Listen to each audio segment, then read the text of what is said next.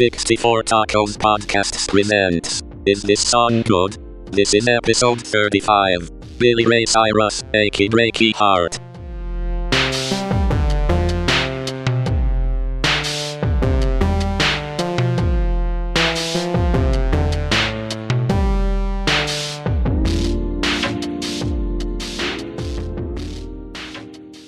Hello, welcome back to Is This Song Good? A 64 Tacos podcast.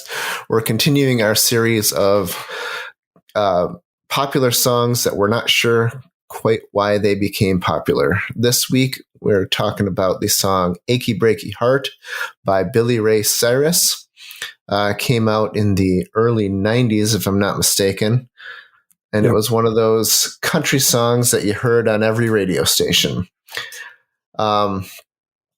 My earliest memory of this one is being over at the neighbor's house, and the neighbors, they were country fans, and we didn't listen to much country at our house. And then this song came on, I thought, and everybody got so excited about it. And I remember thinking, oh, this is a really fun song, as a 10-year-old. And then I started listening to more music that wasn't, just what happened to be on. And I looked back at this song and thought, oh my God, this is a terrible song. And I don't know why. I mean, it's got a catchy little chorus, and it's easy to sing along with, but it's just grating. Like it's hard to listen to. I don't know. What do you guys think? So I have a very similar experience to yours, which is we had a neighbor that was really into country, and I would go over and play with their two kids, and they also were listening to it and getting all excited about it. And I was like, "What is this shit?" Yeah. I think I probably went along with it and enjoyed it a little bit, but I did not necessarily like it. And then I started going everywhere. I guess because it was sort of a crossover or something. Where it started hitting other radio stations, even though it wasn't, as a pop song rather than the country side of it. But yeah, to me, it's like nails on chalkboard. Cause I've never been a fan of country. There are occasionally country songs or country crossovers that I'm like, okay, I'll allow it, but, for the most part, it's not a style of music that I really particularly enjoy.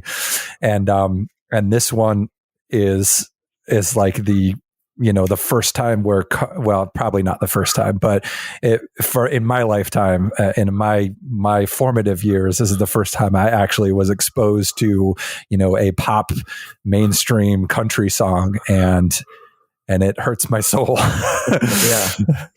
So yeah, Dan, what's your experience? Yeah, I didn't have any weird hillbilly neighbors. No, I'm just kidding. That's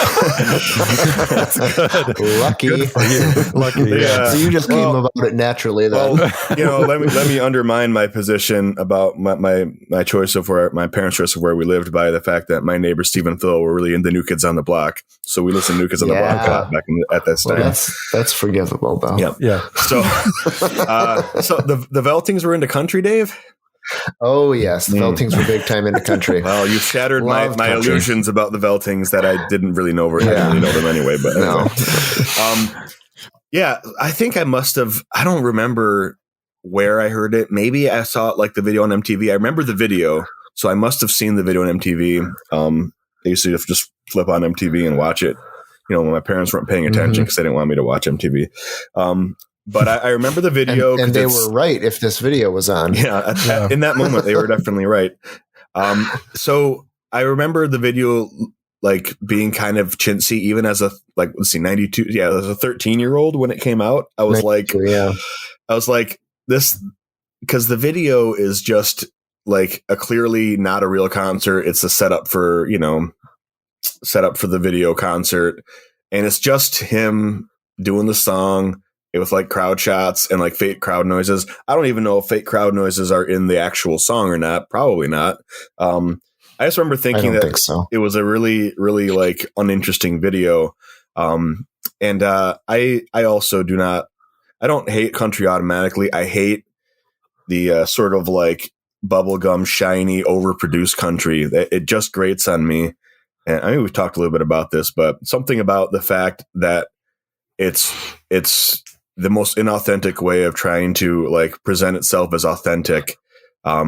It just feels so hypocritical, to be talking about how real everything is, but like meanwhile there's a team of songwriters behind it, and we can't blame Billy Ray Cyrus because he did not write this song. I looked it up; it was just some other dude, right?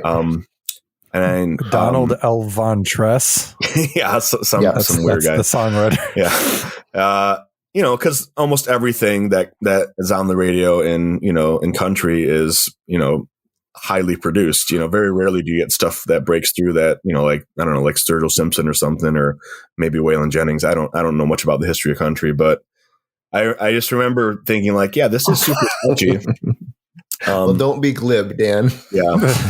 Yeah. We wouldn't want to do that. I'm not Matt Lauer, thank God. So I won't do that.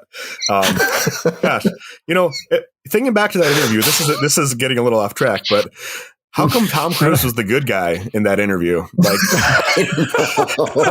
that's a weird turn of events, right? I was just thinking about that.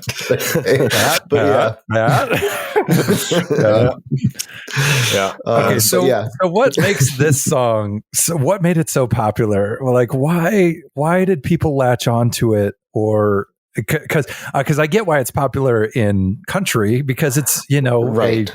a good. I say that cringing, but that that's honky tonk, country song for line country dancing. listeners. Line dancing just blew up as a result of it, and that's a super country thing. Yeah, but why? What made this song so good that it gave us Hannah Montana, and like Hannah Montana would have never happened had Billy Ray Cyrus not achieved the celebrity that he did. We would have never had Miley Cyrus. I guarantee you. Don't forget about Noah Cyrus. I don't. I see you've forgotten about Noah Cyrus. I think it's her younger sister, but she has music, which is not as gratingly bad as either her father or her sister's music. Her sister's music is so all over the map that I don't even know. I don't really have much of an opinion on that, but it's super catchy. I mean, we talked about this in the past. It's very repetitive and it's very catchy. It's very simple. It has, like most country, like big popular country songs, it has a hook. Like it's don't break my heart, right? Like my there's achy breaky heart. Oh yeah, keep going by all means. Go ahead. I just don't think you'll understand. That's all. Okay. not worse than the original, I would say. But it's delivered in this and I don't know what Billy Ray Cyrus sounds like in the speaking voice. It may well be his voice, but when everybody in country music uses that twangy accent, it just sounds. I start to not believe that it's in any way real sounding to me anyway. But it's super catchy. It's very, very repetitive. It's just like verse, chorus, and the chorus is just the same thing repeated twice, basically, with a little, tweak on the last line. And so that for some reason that cut through, but I think we really have to put this on at the feet of one of the more glorious mullets I've ever seen in my life. Yes. Yeah. Because he was a sex symbol, right? Even on the back he's of a handsome man. Yeah. He's a handsome man with an amazing mullet. It is. I don't know why that. And it's that if he blown stands out, fuzzy, spiky. Right way, go ahead, Zach. Sorry, but if he stands at just the right way, looking straight at the camera, you don't see the mullet, and it looks perfect. And then if he turns his head just a little bit, there it is. It is. There's that party in the back. Don't forget the party, guys. Don't forget.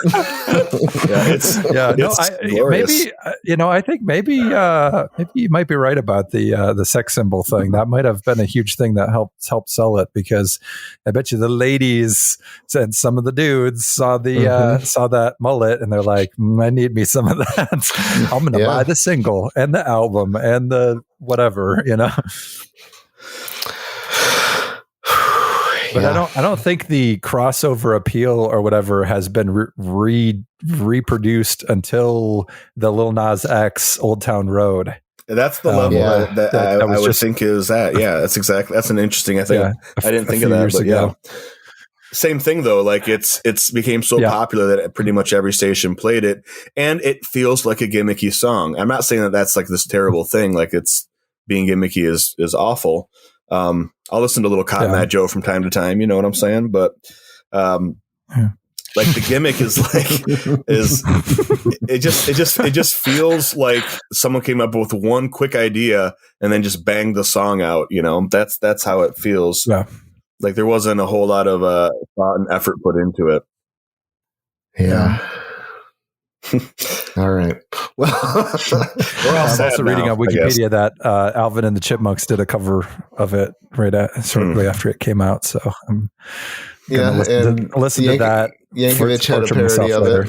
Yeah, that's right. Yep. Oh, Billy Ray Cyrus was on Old Town Road. Yeah. Oh, that's right. Yeah. I did like absolutely forgot about that. Yep. He was featured on it. It's Billy Ray's Got That Magic. I think it was a remix. Yeah. Once every 25 years, boom, he's going to. So, yeah, we got that to look forward to. And an 85-year-old Billy Ray giving us the next crossover country hit. Yeah. Look out. All right. Well, you've heard it here. We've predicted the future. Oh, here's another quick wrinkle. Thanks to Wikipedia, he wasn't the first. He wasn't the first person who was going to record it. You remember the Oak Ridge Boys? Yeah. Country, like Beards and a bunch of people. They were going to record it. Mm-hmm. But I guess the lead singer of the band said he thought Achy Breaky was stupid, so he didn't want to sing that, and so then they got passed along to Billy Ray. See, and that's why I think that lends credence to the whole sex appeal thing, because I think if the Oak Ridge Boys did it, it would not have been nearly as popular or successful. Yeah, in my mind anyway. I mean, there's not much to the song. The moms were all about Billy Ray, and the young country girls moms. who were country moms. Yep. And the young girls who were getting into country music, and of course I listened to it first with a whole bunch of middle school aged boys. So. Yep. It worked for them though, right? I mean, because it is a catchy song. It's a song that gets annoying after a little bit, but it's not just about the visuals or being oh yeah, that guy sounds hot. Maybe it was for the Veltings, I don't know, but probably wasn't for you. Or if so, then you should have a conversation with your wife and be clear about where you stand on these things. But it is, and I remember it being like, oh yeah, this is catchy. The first time or two that I heard it, I didn't really think in those terms, but it grabs you. Like I remember it very, very well when I first heard it. I don't know that I loved it or anything, but there's something about that grabbing you. The kind of songs that you hate later are the kind of songs that you notice the very first time. So I guess maybe there's something in there. So let's put it to a vote. Is this song good? No, it's not. Nope. I'm going to say no. I mean, it did what it wanted to do. I don't want to listen to it, but I don't think you can't deny that. Bad. There's just barely anything there, right? And it's just too repetitive and it gets annoying very quickly. So yeah, I guess I would say no. Okay.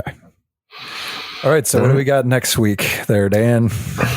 Next week we are going to do a song by Shaggy featuring Rick Rock, I think, called "It Wasn't Me."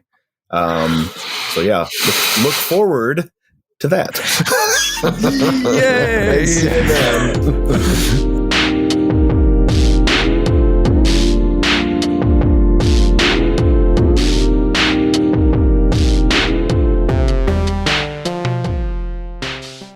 I caught it on audio.